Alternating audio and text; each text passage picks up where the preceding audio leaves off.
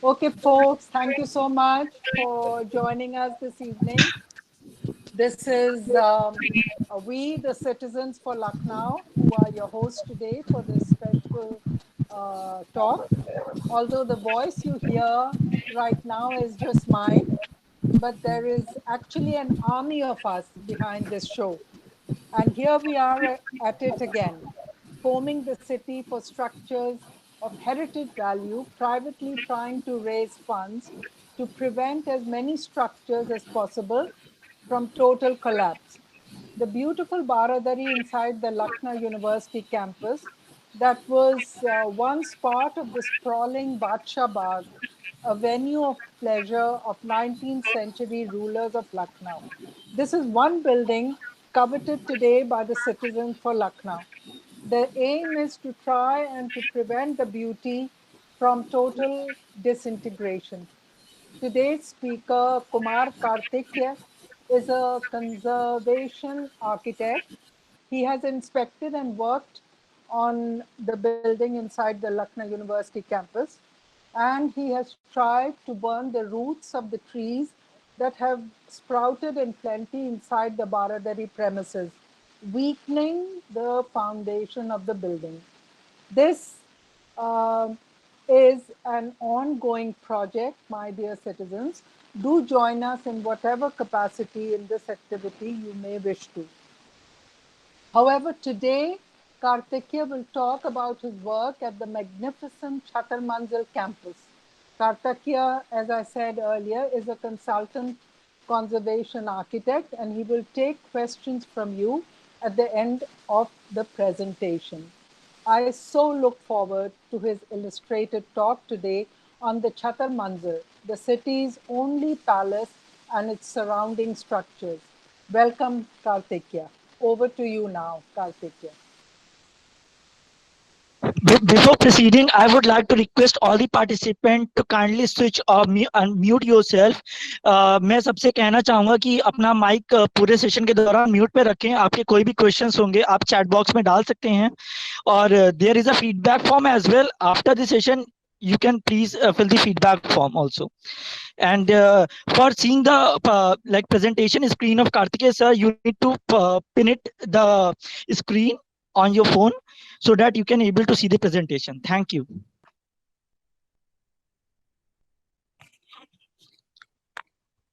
Uh, Today we are going to talk about the process of conservation in the built heritage, and specifically in respect to Lucknow and the projects which I am working right now on Chatar Manzil. So basically सबसे पहले हम ये समझते हैं कि heritage होता क्या है. एक किसी भी tangible या intangible manifestation of history charting to human evolution is known as heritage. Or in basic terms, we can also say कि buildings, artifacts, structures, yeah, areas, precincts associated or cultural significance, which may include also include natural settings. So this all culminates into one, and then we get a package of heritage. Heritage is never isolated. Everything would be a holistic thing until and unless it's a piece of art or something like that. That would also be associated with some timeline or some time period, time frame, or some associational value. So अगर हम मोटा मोटा बात करें तो heritage हमारा जो past है उसका एक रिफ्लेक्शन है. It's the reflection of our past. What is heritage conservation? Heritage conservation एक प्रोसेस है जहां पे हम किसी भी अपनी हेरिटेज को बचाने का एक जरिया है, एक तरीके से, या एक तरीके से एक एफर्ट है टू restore, reconstruct और preserve our heritage. इसमें कई सारे प्रोसेसेस होते हैं. जैसे एक प्रिजर्वेशन होता है. Preservation is a process where we freeze the monument in time. जैसा है, जैसा हमको मिला है, वैसा ही हम उसको फ्रीज कर देते हैं, we don't do anything to it, बस उसको कंसोलिडेट कर देते हैं और वैसे ही हम उसको फ्रीज कर देते हैं। और मोस्टली प्रिजर्वेशन में आर्टिफैक्ट्स, कई सारे आर्टिफैक्ट्स को हम प्रिजर्व करते हैं बेसिकली। जैसे आपके अर्दनवेयर मिला आपको, या कोई आपको पेंटिंग्स मिली, या कोई आपको स्टैच्यूज मिले, तो उस तरीके के आर्ट फॉर्म्स को हम जनरली प्रिजर्व करते हैं। बिल्डिंग प्रिजर्व नहीं की जा पाती हैं क्योंकि buildings are exposed to natural weathering conditions, so उनका प्रिजर्वेशन पॉसिबल नहीं होता है। But still in time freeze करते हैं हम कुछ बिल्डिंग्स को, जैसे कि हमारी for example what we say residency, we have freezed that building in time because the time period or the uh, time of 1857, the war, the first war of independence, it shows the revolt, the signs of revolt it shows, वो हमारे लिए बहुत important है। ठीक है। Second is maintenance, maintenance में आप generally buildings का मेंटेन करके और उनको वो करते हैं। थर्ड इज रेस्टोरेशन, रेस्टोरेशन में आप जहाँ पे भी डैमेजेस हो जाते हैं या कोई चीज गिर जाती है तो आप उसको रेस्टोर कर देते हैं। रिकंस्ट्रक्शन अगेन एक टेक्निक है जिसमें आप पूरी की पूरी बिल्डिंग को रिकंस्ट्रक्ट करते हो या पूरी के पूरे आर्ट फॉर्म को रिकंस्ट्रक्ट करते हो based on the evidences you have find out. अगर आपके पास आर्काइवल एविडेंसेस हैं उस चीज के कि ये ऑब्जेक्ट कैसा दिखता था, इसके रिमेन कितना बड़ा था, and you think that reconstructing this is an important part, then you reconstruct it.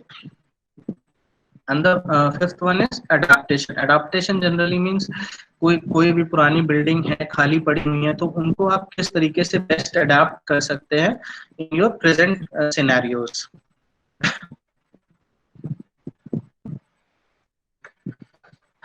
आपको सवाल आता है कि हमें कंजर्व क्यों करना चाहिए, तो हमें कंजर्व क्यों करना चाहिए, सबसे बड़ा सवाल ये है। तो किसी भी जगह की अगर जो हेरिटेज होती है वो उस जगह की एक आइडेंटिटी प्रोवाइड कराती है। जैसे कि मैं ये पिक्चर आप ऑन योर राइट देख रहे होंगे, this picture is of Banaras. अगर हम बनारस की इस इमेज को कैप्चर नहीं करेंगे, प्रिजर्व नहीं करेंगे या कंजर्व नहीं करेंगे, तो this image will be lost in time after some, maybe after some time, जिससे उसकी आइडेंटिटी का लॉस हो जाएगा। आइडेंटिटी लॉस मींस उसकी वैल्यूज का लॉस हो जाएगा और फिर बनारस बनारस में रह के कुछ और हो जाएगा, है ना। तो जो एक कल्चर है जो एक 1000 ऑफ इयर्स में धीमे धीमे धीमे धीमे इवॉल्व हुई है सिटीज हमारी, या जो एक रीजन इवॉल्व हुआ है, उसको किस तरीके से हमें अंडरस्टैंड करना है so that we understand the value of that thing. और तभी हम उसकी आइडेंटिटी को प्रिजर्व कर सकते हैं।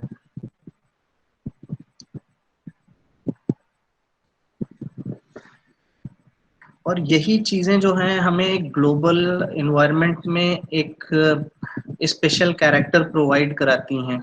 अगर हम पूरे ऑल ओवर द वर्ल्ड कहते हैं कि Banaras is a unique city और Lucknow is a unique city और say Jaipur is a unique city, तो every city has its own identity. एक उसका स्टाइल है, एक उसकी कल्चर है, एक उसका सोशो कल्चरल थिंग्स हैं जो पूरे उस रीजन की एक आइडेंटिटी को डेवलप करती हैं। And we need to conserve this identity of that place, that is very much important. The fourth thing is the relationship with nature of every city is different, और of every region is different and every building is different। तो वो जो relationship है वो बहुत unique है ना, उसको भी कंजर्व करना बहुत इंपॉर्टेंट हो जाता है। Now coming on to the benefits of heritage conservation, क्यों करना चाहिए हमें अपनी बिल्डिंग्स को conserve? This is the most important question कि अगर हम नहीं करते हैं तो हम क्या खोते हैं, और अगर हम करते हैं तो हम क्या पाते हैं। अगर हम अपनी बिल्डिंग्स को कंजर्व करते हैं तो हम उनकी आइडेंटिटी को बचा पाते हैं, उनकी एक सेंस ऑफ प्लेस को बचा पाते हैं, उनकी वैल्यूज को बचा पाते हैं, और उसके कई सारे बेनिफिट्स ये भी हैं कि टूरिज्म उन्हीं वजह से प्रमोट होता है, बिकॉज एक uniqueness, tourism always need a unique point, कि आपके पास यूनिक क्या है कि आपके पास दुनिया भर के लोग देखने आए। मान लो अगर हमारे पास कोई यूनिकनेस ना हो या हम उस यूनिकनेस को ना पहचान पा रहे हो, फॉर इंस्टेंस इन लखनऊ अभी हम बहुत सारी अपनी यूनिक आइडेंटिटीज को पहचान नहीं पा रहे हैं, हमारे कि हमारे पास हैं, ठीक है, तो क्या होता है कि हम वर्ल्ड को कुछ भी दे नहीं पा रहे हैं इन सेंस ऑफ यूनिकनेस। अगर हमसे कोई पूछता है कि what do you think about Lucknow right now, तो there are 3-4 things which we say, ठीक है। One is Imambara, then second is your Chowk, third is your chikan work, and fourth is your cuisines, है ना। बट बहुत सारी और भी ऐसी बिल्ड और टेंजिबल और इनटेंजिबल थिंग्स हैं जो लखनऊ की आइडेंटिटी को क्रिएट करती हैं, जिनको हम प्रमोट नहीं कर पाते हैं किसी वजह से। So that means this heritage also helps in promoting tourism activities and provide a national and international image. The fourth and the most important point is economics. It generate economics activities, employment to the local communities. It gives works for the your locals in terms of जो उनकी local art and craft है उसको promote करता है, उसको और flourish होने का मौका देता है, और उसको भी कंजर्व करने की के लिए उनको फंड्स प्रोवाइड कराता है। अदरवाइज होता क्या है, आप अगर आज प्रेजेंट सिनेरियो में देखें तो बहुत सारी आर्ट फॉर्म्स ऐसी हैं जो लॉस्ट हो चुकी हैं, जस्ट बिकॉज क्योंकि उनका पूछने वाला कोई नहीं है। हम में से कोई नहीं जानता है कि किस किस तरीके के स्पेशल वर्क्स होते थे लखनऊ में, या किस किस, तो अभी क्या है, 2 या 3 चीजें जो लखनऊ के बारे में हैं वही हम सबको पता है। Otherwise Lucknow has lost many of its things, not only Lucknow but many of the cities across the India has also lost most of their local identities. And the restoration keeps the money within the communities which I was talking about, कि जो पैसा है वो हमारी communities के बीच में रहता है, उसका benefit ये है, ठीक है। nobody from some alien sources come and take all the things, or we have to purchase all the things from outside. हम local things को promote करते हैं, उन्हीं को use करते हैं, उन्हीं को बढ़ावा देते हैं, तो उस तरीके से community के पास एक फ्लो ऑफ मनी बना रहता है। द मोस्ट इम्पॉर्टेंट थिंग कि हमें अपनी हर बिल्डिंग को गिराने की ज़रूरत नहीं है, उसको रिकंस्ट्रक्ट करने की ज़रूरत नहीं है इन अ न्यू मैनर, ठीक है। बहुत सारी हमारी बिल्डिंग्स और हेरिटेज बिल्डिंग्स इस तरीके से हैं which can generate revenue on their own, and sometimes they can even generate more revenue for you than if you want to demolish them. अगर आप उनको गिराना चाहें और उसके बाद उस पर कुछ मल्टी स्टोरी बनाना चाहें तो वो शायद आपको उतना वैल्यू नहीं देगा जितना कि आपको एक हेरिटेज बिल्डिंग दे देगी। सो इस तरीके से उनकी इकोनॉमिक वायबिलिटीज बहुत ज्यादा होती हैं कई जगह पे। और जो हमारा एक हेरिटेज प्रिवेंशन है वो एक कम्युनिटी के लिए एक बहुत बड़ा सोर्स है फॉर नोइंग द सिटी। अगर हमारे पास जितनी ज्यादा हेरिटेज होगी उतना ज्यादा हम अपनी सिटी के बारे में जानते होंगे, अपने कल्चर के बारे में जानते होंगे, अपनी रूट्स के बारे में जानते होंगे, अपने पास्ट के बारे में जानते होंगे, और उतनी ही कॉन्फिडेंटली हम उसको प्रमोट कर सकते होंगे among others in this global world. So now this is a basic map of Lucknow, and here I am showing the evolution of Lucknow. So this maps in the first slide, which is 16th and 17th century, shows this Lakshman Tila, which was the first settlement, and it was a settlements of Brahmins, caste, and there was a mint which was developed at that time. And up till 20th century we can see this chalk and this Nawabi era came into, and this green portion which is slightly came into the as a boundary of Lucknow, or you can say this region. Hmm? And after 20th century you can see the spread of this the growth of the Lucknow, and this red map is basically the topo sheet from Survey of India, on which we have developed all these three maps on an scale so that one can understand the growth pattern of the city.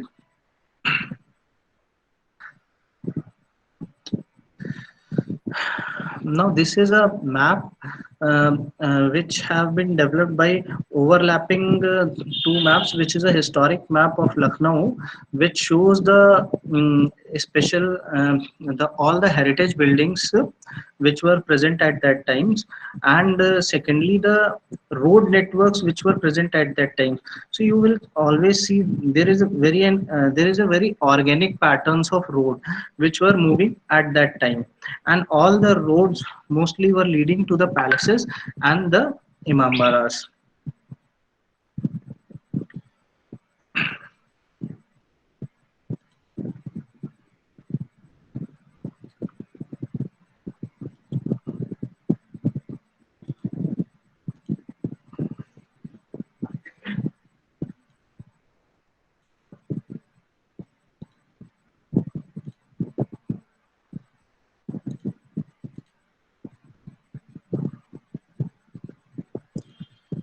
Sorry. So here it's an 1857 map which shows again 1850. This was prior before 1857, and this map is after 1858. And this map shows how the linear roads were cut out by the Britishers to give a much more functional administrative form.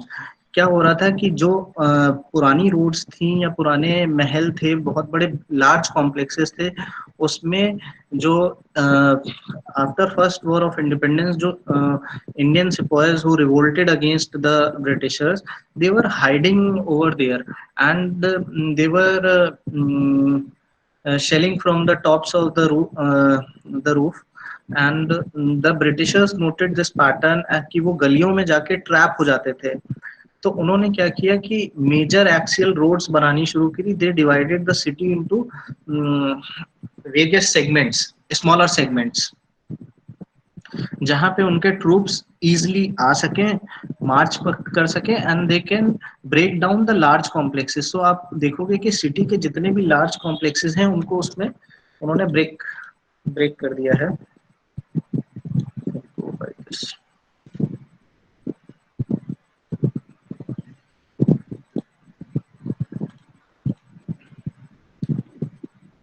So if you see over there, these lines, these are the new road patterns which were developed, and one can clearly see here the Chhatar Manzil and this the other complexes. These have been divided into two parts.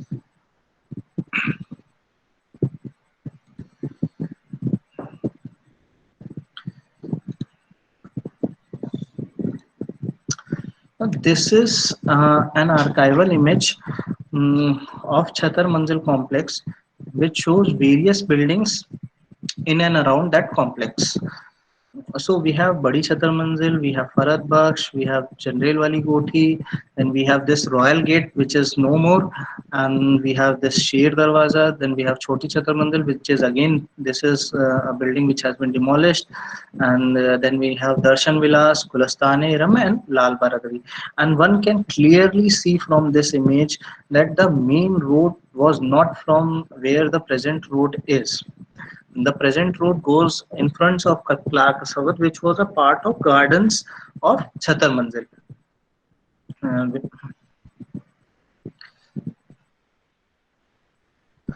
so this is again an 1860s image. Now here, what is the difference between this and this image is that the main axial road in this is this one. Can everyone see my pointer also? Hello? Yeah, sir. We are able to see your point. Ha. So this was the main road which is going through. Okay. Now in the next slide, after 1858, what happened? A new road came along this. Okay. This was made temporarily, and all the fortification along this Chhatar Manzil Palace was demolished.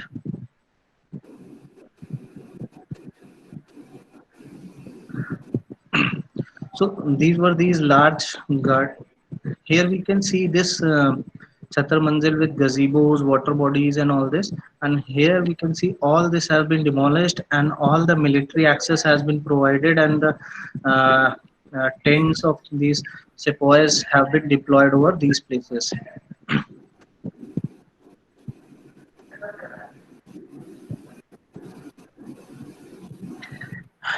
Now, coming back to the historical background of Farhat Baksh, which is one of the most important buildings and one of the first buildings of this complex. This building was originally known as Martin's Villa. This was constructed in 1781.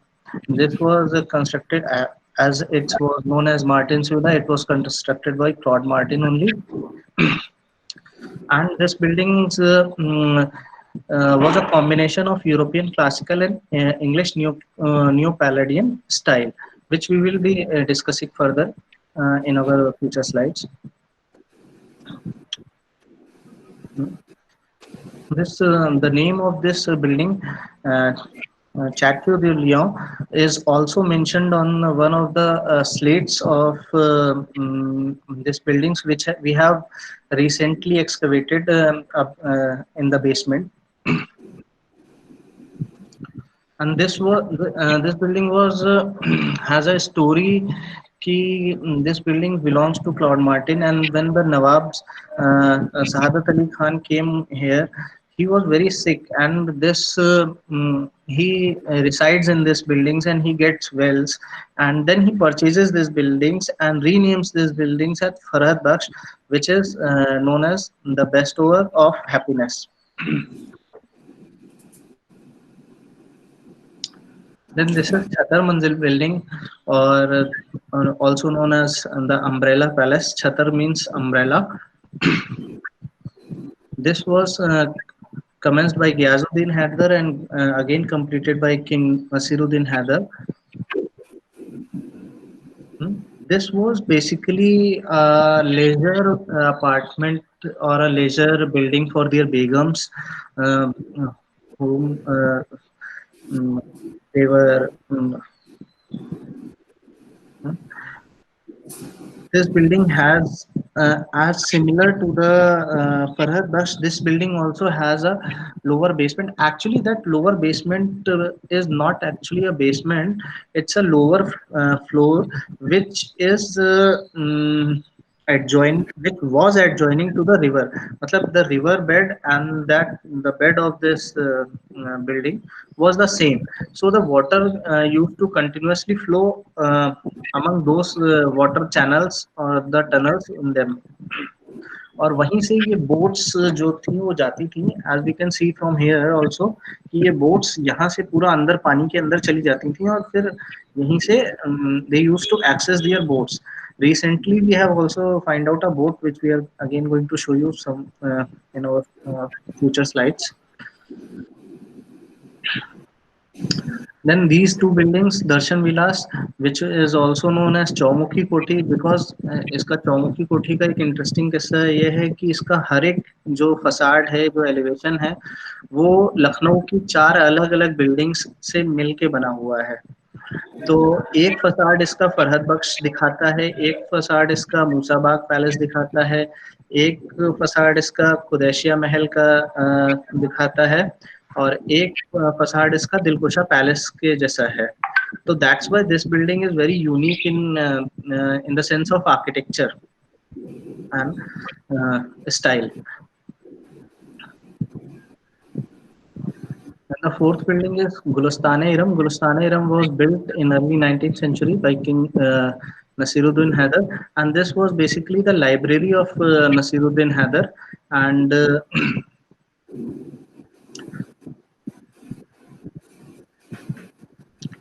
coming to the architectural vocabulary of Farhad Baksh.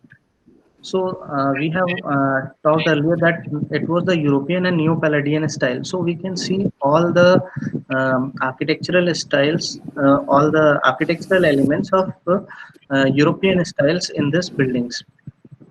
So you can see the Doric columns, colonnaded pillars over the observatory at second floors, Ionic colors in the portico, Palladian doors and windows, front image of Koti Farad Baksh. And this shows a larger tank which is situated in front of this. This tank is no more, but the remains of the water channels are still being found out over there. Then the Gothic pediments, the the railings, the celestial garden ornamentation over the facade. Now coming to a comparative analysis of Chhatar Manzil then and now. So I have placed a archival image of 1865, which is quite clear, and it's a recent photograph of 2016, which has been taken from the top. So now we can see a lot more has been added to this building. Means I think 2 to 3 extra mezzanine floors have been added to this building, which is something creating about 1500 tons of load to these buildings as per our calculations. And that is an enormous amount of load as a resultant of which the basements of these buildings, mm, if I show, you will find these cracks into the basements, and this is because of this extra load which has come over this building and has not been monitored uh, uh, in several years. Going back to the image,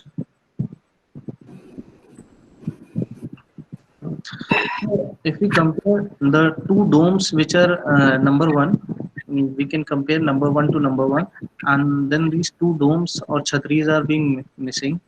Then if we compare 3, 4, 5, that is 3, 4, and 5. These are extra floors which has been added. As we can see, there is no floor above the first floor level. This is a whole terrace which was there, and here you can see a whole new floor which has been added.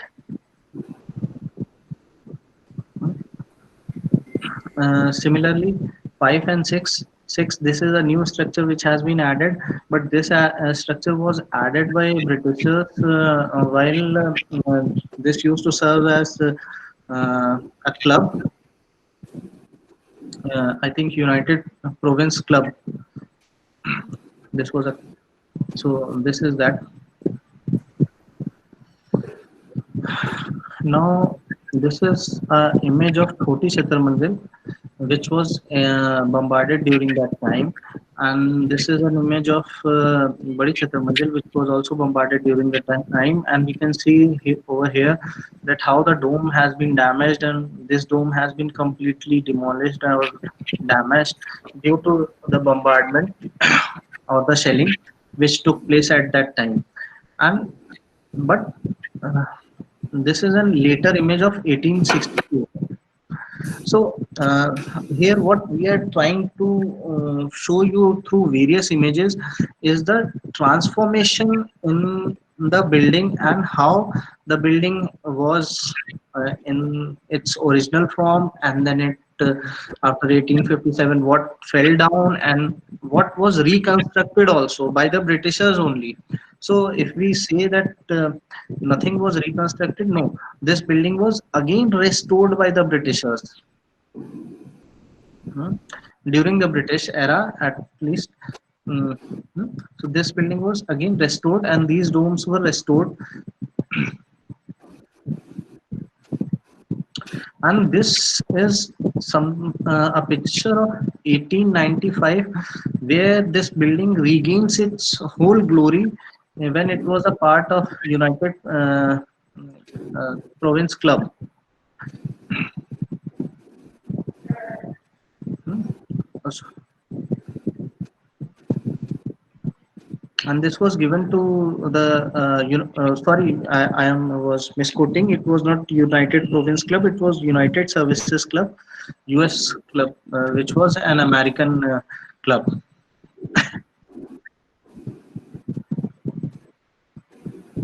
So here you can also see the waterways which were leading to now the river.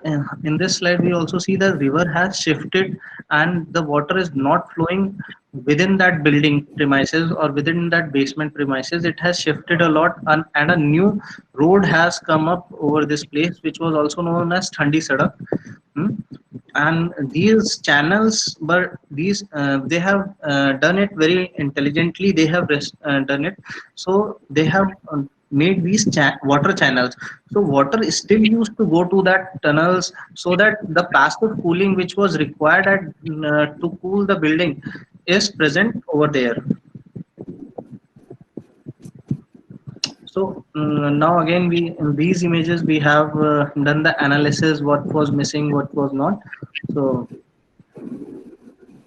now coming to the condition mapping, here we can see the various cracks in the buildings, especially these cracks are in the basement part where the vault is. Uh, this is this portion has been excavated. This is the whole portion which we have excavated, and this was actually covered with the debris, and this was like a pavement part or a setback part, and nobody was thinking that such a huge structure is underneath and which needs to be recovered. Even though there were stories of being this building of 7 stories, but those 7 stories are not there. Actually, this building is of 5 stories. Hmm. And the 2 stories which are added by the historians, or being told by the historians, maybe they are counting the mezzanines also in that. But if we count the mezzanines, then only it reaches to 7 stories. Now, these are the very sad interventions which have been done, or very inappropriate interventions which have been done in this building. Here you can see a whole RCC slab has been casted to divide the structure. Since this building was having a height of 6 meters each floors, so you can see that this is a large hall with 6 meter height. And what CBRI has done, it, I'm not blaming them, but what they have done to fulfill their space requirement, they have divided the 6 meter into 3 meters each, and they have all their structural engineers and those insensitive engineers. What they did was they just casted a new floor with the help of these girders. So here we can see an arch, half arch, and the remaining half arch is below that. Similarly, here we can also see the arch, and the remaining portion is below that. And these are the conditions of some other building, that is Gulastane Iram and Darshan Vilas, where we can see the amount of uh, deterioration that has taken place in these buildings. And at least Khatar Mandir was being used, so it has not been deteriorated in that much terms in the physical fabric form.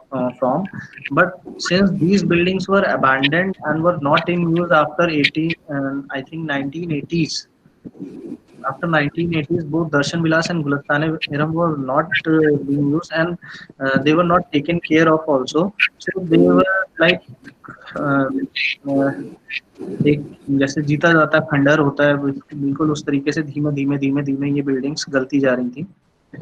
And what we can see here is that all the iron girders have been deteriorated, and the rust has taken. You can see also the blistering of the rust over these places. The plaster has been lost.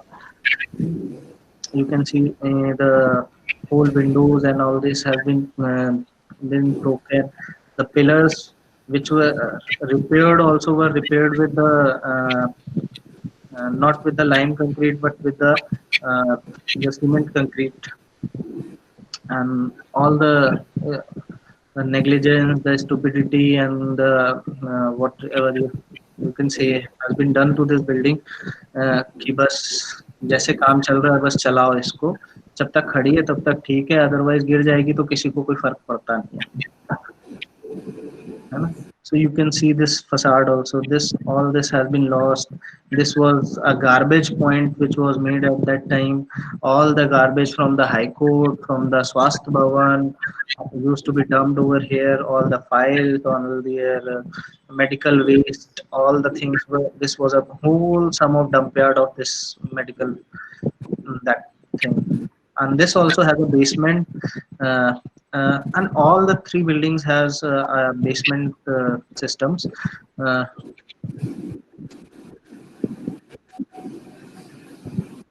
so these are the various internal conditions of these buildings, which you can see the roof has been broken. The sky is very clear from this. The deterioration which took place, the dampness, the signs of dampness, the algae, and uh, the water seepage which was taking place over these places.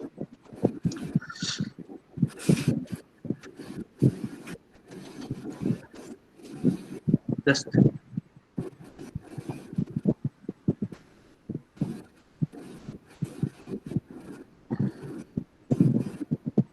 now, this is what we as a conservation architects have practiced, and we have tried to restore all the beams, arches, and change all the girders. And this is a picture of the restoration work which took place in the first phase in Darshan Vilas Kuti and in Gulastane Iram, where we changed all the girders of the basement which were um, redundant and which were not able to support the roof systems. They were all decayed and deteriorated. So we changed all this through the similar techniques which were used traditionally. This is the main point, that we have not used any new technique.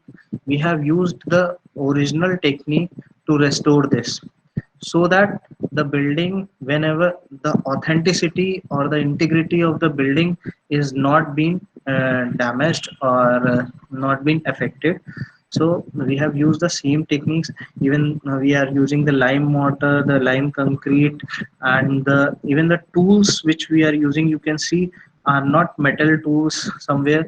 They are only wooden pads which we are using to uh, ठोकने के लिए जिसे बोलते हैं, to press them, so that the impact is not very heavy on this and the vibrations are not too much. And these were all the traditional techniques which were followed, and this we have gone through various research projects and researches, that how this is made, and then we have adopted these techniques to be done. And we have taken these craftsmen and these civil masons from various regions which have expertise in this. Some of this which were provided also by the ASI, which were doing the works of ASI.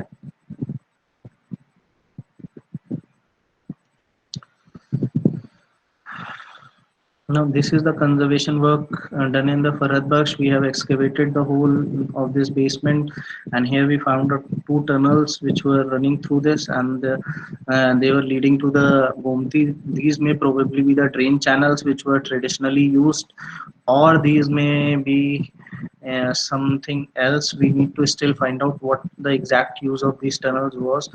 But what interesting is here, I'm going to show you is this boat.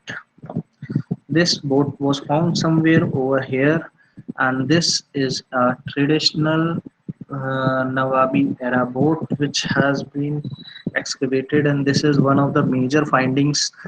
And this establishes, actually this was a very big point to us, because when we were excavating these basements, everybody told us that this was not the right thing. These basements were actually not there. There was a thandi sadak, so there were no basement, there were no waterways. And so we were facing many challenges to establish this facts. And once this boat was we find out this boat, we were very pleased that all our challenges have been eradicated in the sense कि जो theory हम लेके चल रहे कि थे कि ये वाटरवेज थे और यहाँ पे बोट्स आती थी, वो ऑटोमेटिकली स्टैब्लिश हो गई.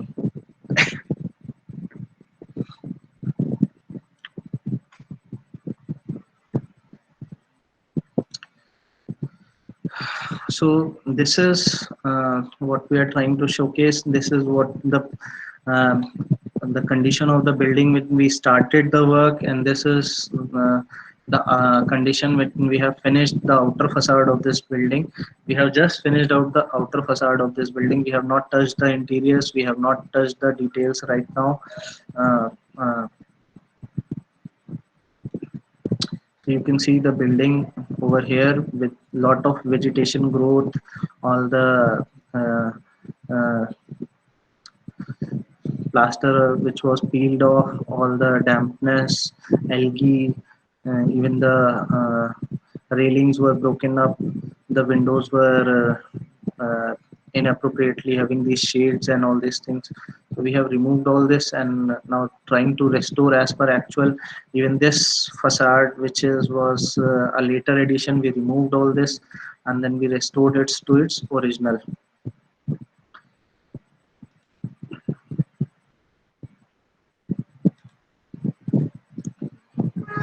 This is the transformation of the Gulistane-e-Iram, how we worked over there, what was before, what is after. A comparative study. You can see one of this pediment which was completely lost, and we have no idea, no details, only just the traces of the details. And then we took the archival photos, then we took up these small brushes to just peel off each and every layer so that nothing is lost from there. And then we found out some patterns and some, and then we replicated them according to their this. So this is a very intricate process where we have which we have adopted.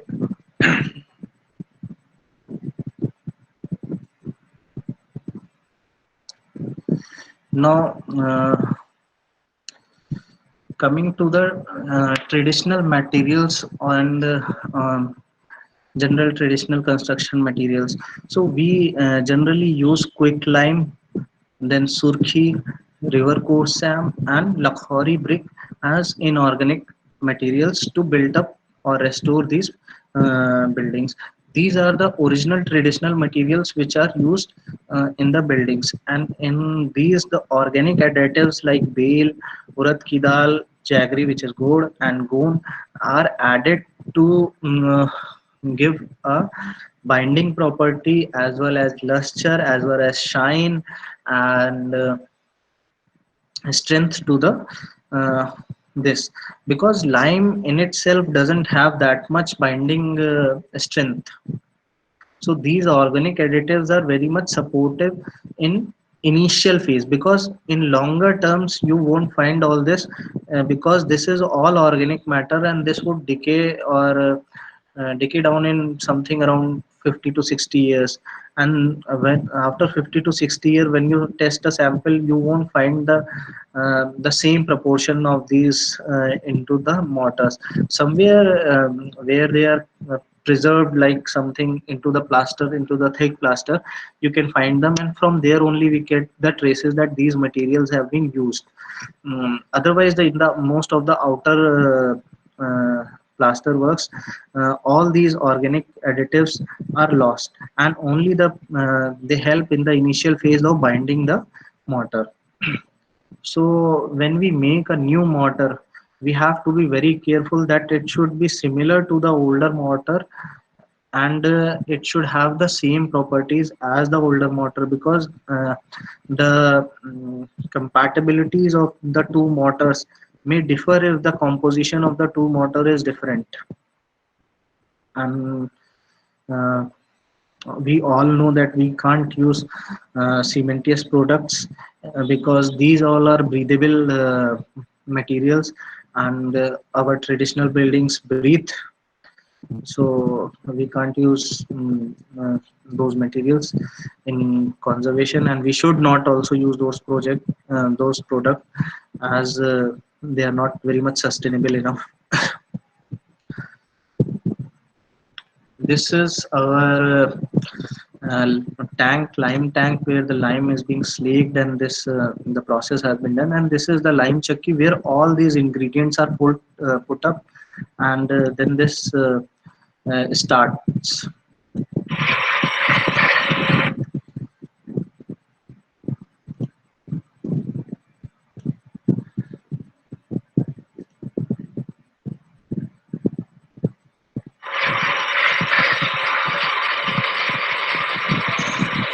This is a very slow process. It takes at least 2 to 3 days for a batch of mortar to get ready. And the proportion of the materials in this depends upon the proportion of the uh, building on which we the part of the building on which we are working, whether it is an internal mortar between in the bricks, whether it's a plaster, whether it's a finish work, whether it's used for stucco. So for all the different works, the proportion of mortars changes and varies slightly. So, and this composition of mortar also varies from region to region. For example, this what ingredients I have shown you in the above are of our northern region. They may not be used in Rajasthan. There may be some alternative materials which have been used in Rajasthan, in south, or somewhere else. This is how our plaster works takes place. It's in various layers, and this is how the stone works take place, where the stone carvings are being done. And this is an exclusive photo from uh, Humayun's tombs, where the clay workshop is being set up, and here the clay tiles or the glazed tiles work is being undertaken, and all the tiles which they want, they manufacture their own tiles. So I'm done with I think.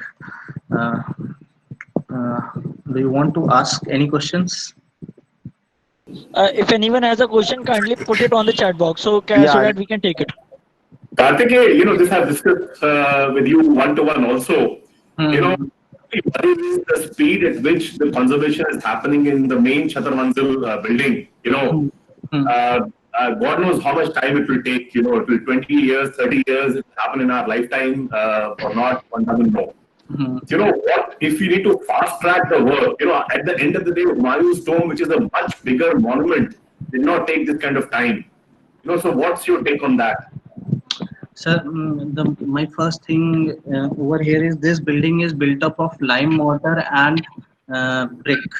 So the process here is much slower than the Humayun's tomb, because Humayun's tomb, the major part is built with the stones, and stones can be brought very easily and can be chiseled out and placed easily in that sense. Because we don't have to just do the in Humayun's tombs, we don't have to replace all these structural parts which have been added into the Chhatar Manzil. The Chhatar Manzil is having a bit amount of messy things in them. So we have to remove all those extra mess from that building to relieve the load from that building.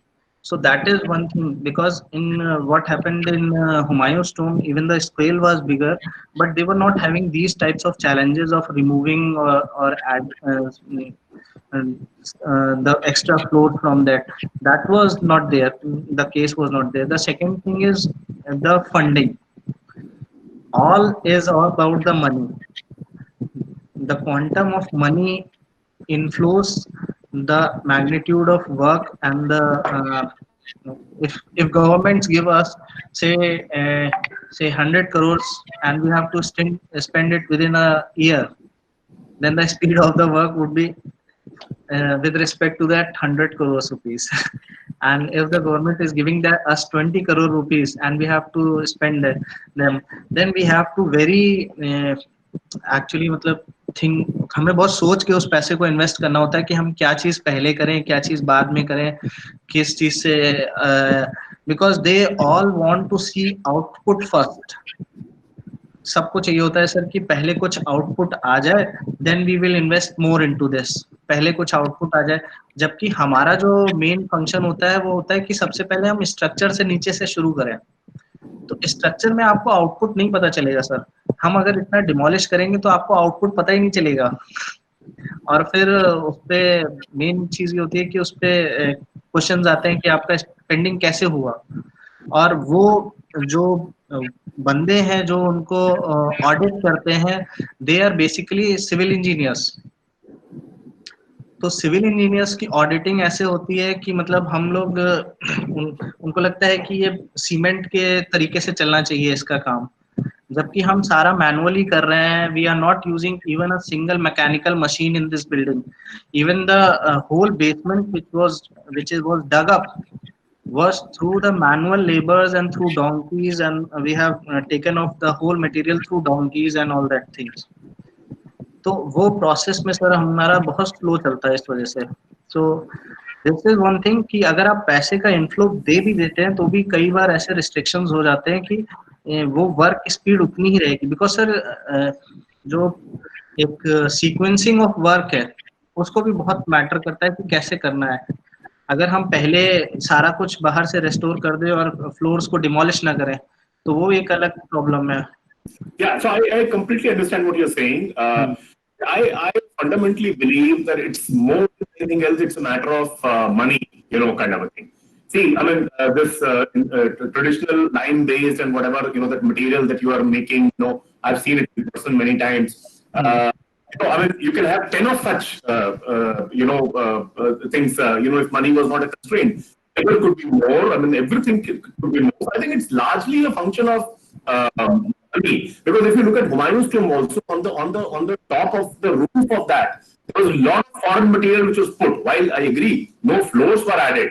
But a lot of extra, a lot of cement was added into it. Those kind of things even Humayun's tomb suffered from. Why don't we make a noise about it? That if it has to happen, the certain amount of funds, it could be 50 crore a year, or 100 crore a year, or 200 crore a year, needs to be for a state of our size. While I agree, culture department doesn't have all that fat a budget, but a reappropriation of budget from one account head to another account head, from one department to another, will not be very difficult. I mean, I have a feeling that to be a citizen's voice raised, that we, that needs to be done in next 3 years' time, and we'll need for each or 200 crore each in the next 3 years, and then what would happen? Yeah, I mean, I somehow believe. This is about the sensitivity also. This is about the sensitivity also, how sensitive our leadership is regarding the heritage. Because once the top leadership is sensitive about this heritage, they would send funds into this. अभी क्या होता है sir कि heritage is the 4th or the 5th priority in their budget. Yeah, that's true. That's true. Yeah, that's a problem. It's not a priority. So, I mean, I'm saying the way citizens led to a stage where Shatar Manzil, the next level of noise has to be that it is to be funded appropriately. So that, Yeah, it takes 20 more years, it takes 3 more years. yeah. Definitely, definitely. I very much agree with you because I have been working for last 4 years, and as a consultant, I also think कि ये तो बहुत लंबा जाने वाला है. I know because Intech had done the DPR for it, and then I remember it was about 3.5 years, if the memory doesn't fail me, total Yeah, time it had taken. Of course, the funds not being constrained. yeah. Thank you. Right. Thank you, sir, for the question.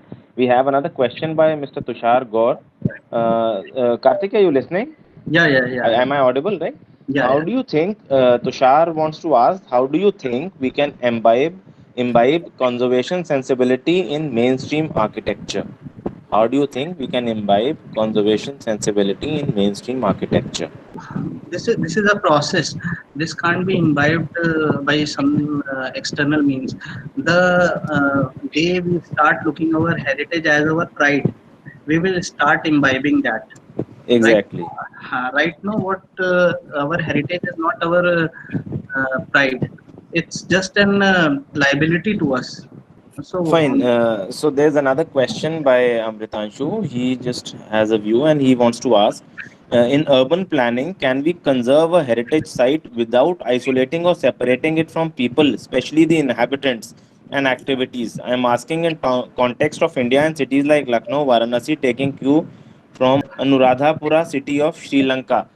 definitely, we can do that because if we leave our societies and we plan something new, then it's not a part of the society. And in a planning process, and especially in urban planning process, we should always take care that all our cultural assets have been addressed and the cultural identity of that place has been retained.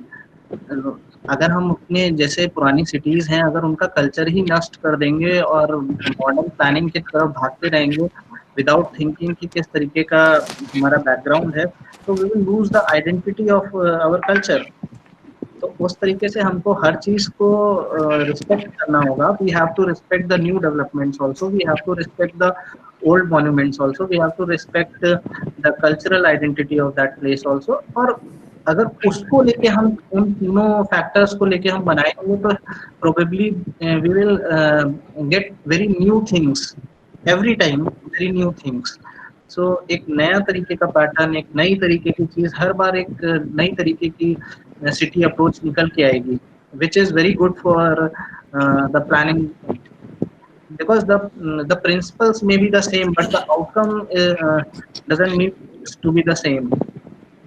Right. I also feel that conserving a building with encroachers, I don't think will give out very positive signals because encroachers are anyway illegal in their occupation of the structure and they must go.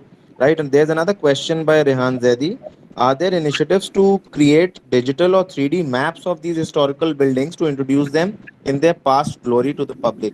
I think that's what you were Definitely. doing, right? Definitely, that process is on, and we are in a process of developing the 3Ds for all these buildings, so that we can also virtually also can showcase these assets because it's very important to showcase all these assets to our uh, tourism industry. Uh, कि भाई it is not just about 3 or 4 buildings it is much more and there we can give this demo of this building and which can attract a lot tourists and can also enhance the image of the city so that Exactly, like you were mentioning the other day, that it is not just the building and the ticket price that will हाँ, generate revenue. Hmm, People coming down will add some benefit to the aviation sector, the hotel hmm, industry, and all. So it hmm, is in a way a complete package that complete, goes right. हाँ. So another question that Rehan Bhai has is for Citizens for Lucknow, and I would like to elaborate a bit on it. What role does Citizens for Lucknow play in bringing Lucknow's culture and history forward? How can individuals join the initiative? So, Rehan, we are a group of citizens who are all professionals in their own different fields, and we are here just for our passion. But to do what we want to do, we basically work as a lobby group, right? especially taking the example of the lift that has been made right in front of the DRM office, for which the porch of the DRM office was raised. The group prevailed upon the DRM to rebuild that structure. Similarly, we are now working on to conserve the Lal Baradari within the campus of the university. The one in the university, not the one in Kaisarbagh, but the one in university. And we, with the help of Kartikeya and Professor Ghosh and all, we've already prepared a DPR which we will forward to the university authorities to have a look at, take permissions from the ASI.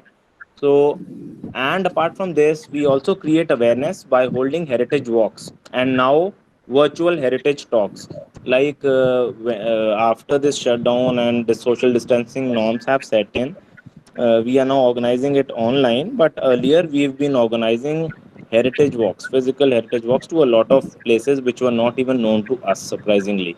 So that is how we intend to create awareness about our heritage, and we do this. And of course, you are most welcome to join us in our initiatives in any capacity. Like Mehru ma'am said at the beginning, you can join our Facebook group as well and be in touch. We keep posting about our events there. I think Swapnil has shared the link of the Facebook group here, right? Swapnil, could you please share it again?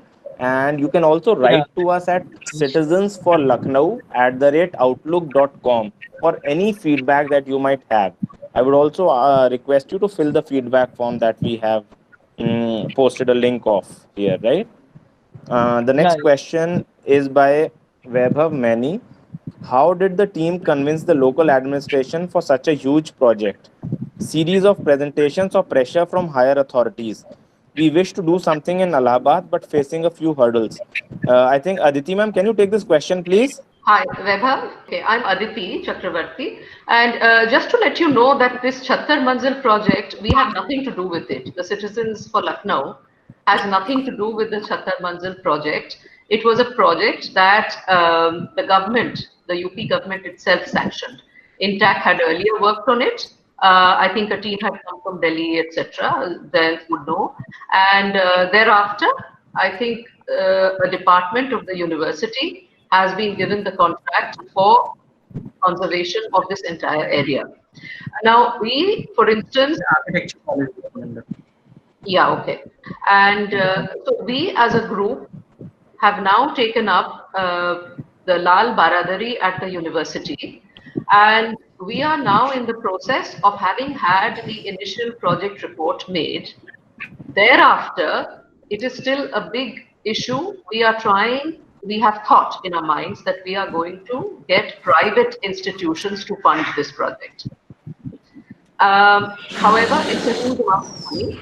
So perhaps we don't know the way ahead, but I think we might go to the government as well. But as of now, it is only privately funded. We have all raised money and have put in money. Kartikeya here has very kindly prepared the initial project report for us. You see, it was all, we really didn't know how to go ahead. And so we went to the university, the architecture department at KTU, and the head of the department, the dean, she guided us and she put us in touch with Kartikeya, who in turn prepared this report for us. And so we raised our own money from our own group. Individuals came forward, we came forward. We donated 5,000, 2,000, and we constituted the entire amount for this initial project report. That is how we did it. Okay, fine. Thanks a lot, ma'am. Yeah, Aditi, Jayant here. Can I add something about Chattar Manzil? Yeah, sir, definitely. Yeah, sure. Yeah, Just so to basically brief what had happened when CDRI campus on Sitapur Road was ready and then they moved. At that point of time, we took the then Chief Minister Akhilesh Yadav to the place, kind of thing. And that it could become, we could have a complete conservation, a reuse of the entire building, so that it becomes a full day activity for any visitor. There'll be multiple things inside it, our post conservation as a reuse plan. And then there was an event of UP government that happened with the Department of Culture inside Chattar Manzil after it was vacated. And then, those intent to do a project report. We did an entire detailed project report, which almost cost about 1 crore at that point of time. but we didn't charge anything from UP government, some 70, 80 lakh rupees. And that report was again presented, a team from Delhi had come because Lucknow, we don't have that kind of a capability here. Then they worked on it, and it took almost a year, and then it was presented to the two presentations, one to the Chief Minister and one to the Chief Secretary, kind of thing. And this report was accepted. INTAC has a letter to that extent that the report was accepted. Then they started, their own procurement work, to go ahead with the actual conservation. So that's the background, But INTAC did not have a role beyond the DPR stage. Right. So, Karthikeya, the last question is from Amritanshu, who wants to know if India is using the near infrared for analysis of historical mortars as is done in the West. He's just recently read about it somewhere, and he wants to know if India is also using it. Yeah, we are using very scientific techniques and non-destructive techniques in this also. We are using infrared, we are using laser techniques to and underneath laser techniques to see that what is below the ground without disturbing the superstructures or without excavating them. So those techniques are very much useful, and we are we are collaborating with the foreign firms also in that terms, so that we can get more out of it. So we are using them. Fine. Thank you, Karthikeya, for the answer. I think that is all. There are no more questions put up here. So I would like to begin by thanking Karthikeya. Thank you, Karthikeya, for taking time out and presenting to us this discussion, this talk on the Thatar Mandil and its presents. Thank you so much. And I would like to thank each one of you who's there in this meeting for taking time out to join us. And we hope to look forward to more such talks. And you can all join us on Facebook, the link for which Swapnil has posted. You can also follow us on Instagram as well. And if you have any feedback, you can write into us at Citizens for Lucknow, FOR, Lucknow, at outlook.com. And I would request all of you to please fill in the feedback form, the link for which has also been posted. Thank you so much. Thank you for being here. Thank you all. Thank you. Thank you for the good session. Thank you for joining, sir. Thanks. Bye. Bye-bye.